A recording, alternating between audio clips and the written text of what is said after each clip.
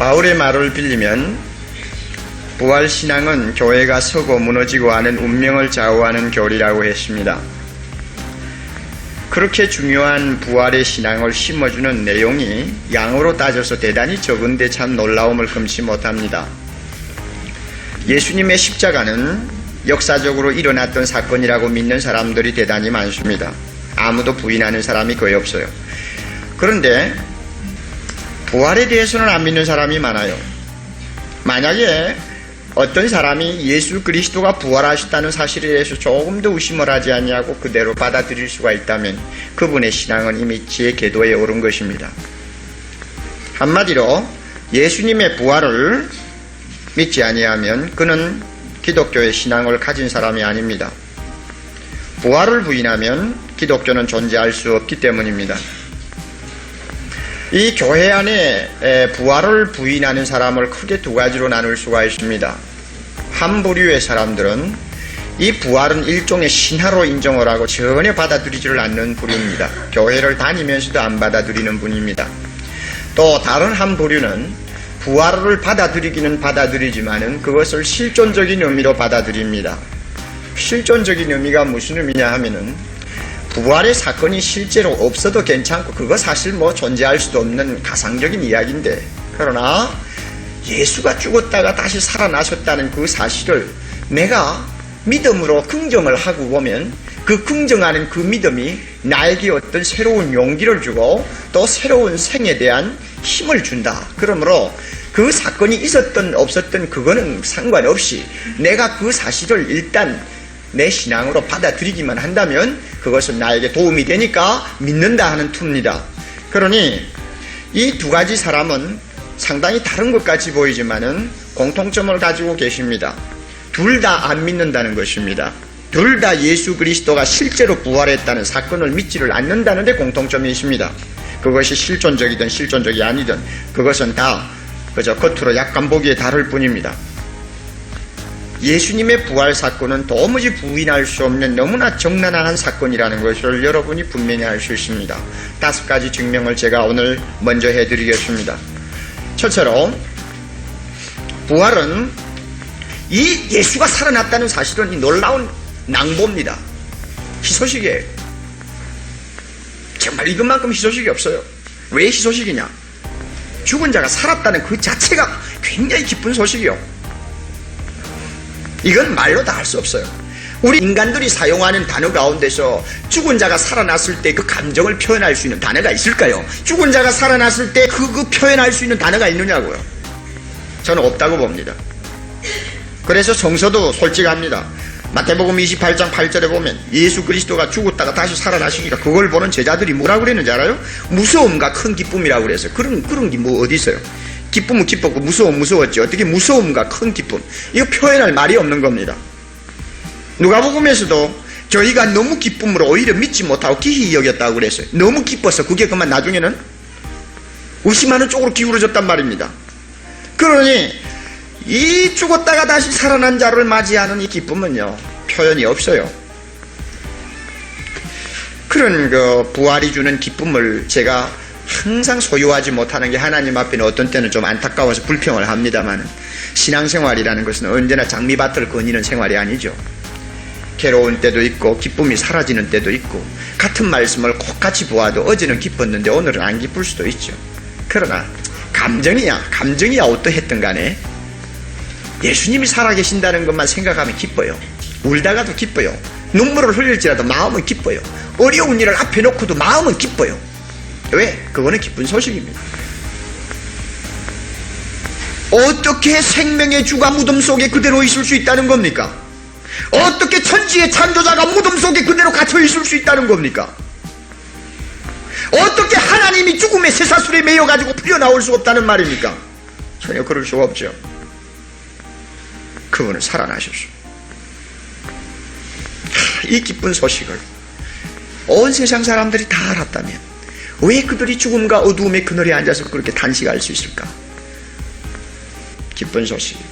선데이 목사가 한 말대로 여러분, 당신의 신앙생활에 만약에 기쁨이 없다면 여러분의 신앙생활에는 이미 물이 새고 있습니다.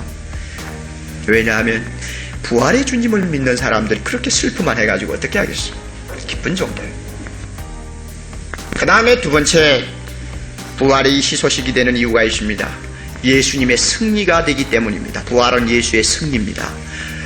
사탄이 와서 하나님의 아들을 붙들고 그를 십자가에다가 못 박을 때는 사탄의 세력이 승리하는 것 같았습니다. 어두움의 세력이 이기는 것 같았습니다.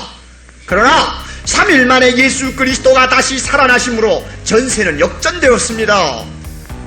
사탄의 머리가 깨어져 버렸습니다. 바울은 이 사실을 기억할 때 너무 감격스러워서 사망아 너의 이기는 것이 어디 있느냐, 사망아 너의 이기는 것이 어디 있느냐, 우리 주 예수 그리스도로 말미암아 우리에게 이김을 주시는 하나님 앞에 감사하다, 감사하다. 사망아, 내가 주님 십자가에 못 박을 때는 너가 이기는 것 같았지. 그러나 3일 만에 주님이 살아나심으로, 그가 부활하심으로 승리하셨어. 그 승리를 오늘 우리에게 주셨어.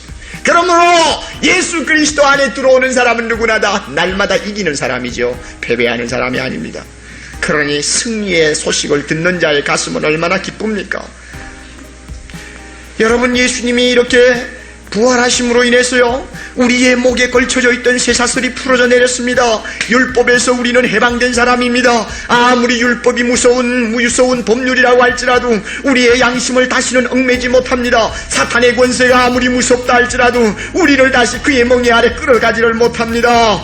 우리는 승리의 왕을 따라가는 사람입니다. 승리의 계승가를 부르는 사람입니다. 아무도 우리를 노예로 만들 사람이 없습니다. 그래요.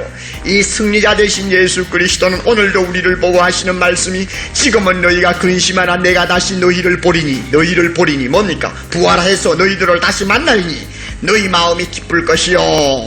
오늘 우리는 승리자의 길을 따라가는 하늘의 백성이요. 이것은 기쁜 소식입니다. 세 번째로는 왜 부활 소식이 기쁜 소식이냐? 일생 동안 후회 없이 충성할 수 있는 영원한 왕을 발견했기 때문입니다.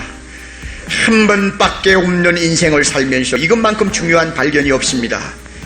죽음에서 부활하신 예수 그리스도를 내 마음에 영접하면, 주님, 비로소 나는 발견했습니다. 나의 생을 몽땅 털어바쳐도 후회하지 아니할 대상, 나의 왕, 나의 주, 당신을 발견했으니 나는 내 인생은 이제는 시작합니다. 이제부터 시작합니다. 이것이 부활의 신앙을 가지고 있는 성도의 생활입니다. 네 번째로는 예수의 부활은 우리의 부활이 되기 때문에 기쁜 소식입니다. 우리 주님 부활하신 거 보면, 야, 나도 장래에 저렇게 부활하겠구나. 예수님이 새로 다시 살아나셔서 그 가지신 몸 한번 보세요. 아니, 정말 신나는 몸이죠. 얼마나 아름답고 얼마나 거룩하고 시공의 영향을 전혀 받지 아니하는 신비스러운 몸입니다. 제자들이 문을 잠가놓고도 있는데 어떻게 들어오시는지 들어오셨고, 이 사람에게는 보이게 나타나셨는데도 저 사람에게는 보이지 않고, 저 공중을 향해서 하나님 나라를 향해서 날아 올라가는 그 모습이, 야, 도대체 그 몸이 어떤 몸이냐? 이런 사실을 성경을 통해서 볼 때요, 예수님은 분명히 약속했어요. 내가 부활한 그대로 너희들도 부활한다. 나는 첫 열매다.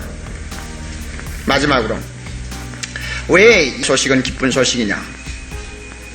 예수님의 그 살아나신 생명이요, 우리 안에 주어지는 것이기 때문에 기쁜 소식입니다. 다시 살아나신 그분은 그의 생명을 우리에게 나누어 주십니다. 이것이 믿는 자에게 들어와 계신다는 것이며 이 생명이 내 안에 계신다는 것입니다. 마치 포도나무와 가지와 같은 신비스러운 교제를 갖게 됩니다. 이것이 부활하신 주님과 나와의 관계요. 예수님이 부활하신 다음에 그의 생명을 우리에게 나누어 주셨어요. 그래서 그분의 생명이 내 안에 있습니다. 신앙은 예수의 현존입니다. 그는 내 안에 계시는 실존입니다. 그러므로 믿음을 가지는 사람은 언제 어디서든지 예수님과 만날 수 있는 기쁨을 가지고 있어요. 어디든지 그분과 함께 동행할 수 있는 기쁨이 있어요. 그분은 나와 함께 계세요. 내 안에 계세요. 나와 함께 동행하세요. 언제든지 믿음을 가지고 나가면 그분과 만날 수 있는 것이 신자요. 만나면 우리 마음속에 놀라운 기쁨이 역사합니다. 내 안에 있는 모든 무거운 짐을 그분이 대신 져줍니다. 나에게 있는 모든 상처를 그분이 고쳐줍니다. 나의 어두운 눈을 밝혀줍니다. 내 인생의 길을 인도해 주십니다.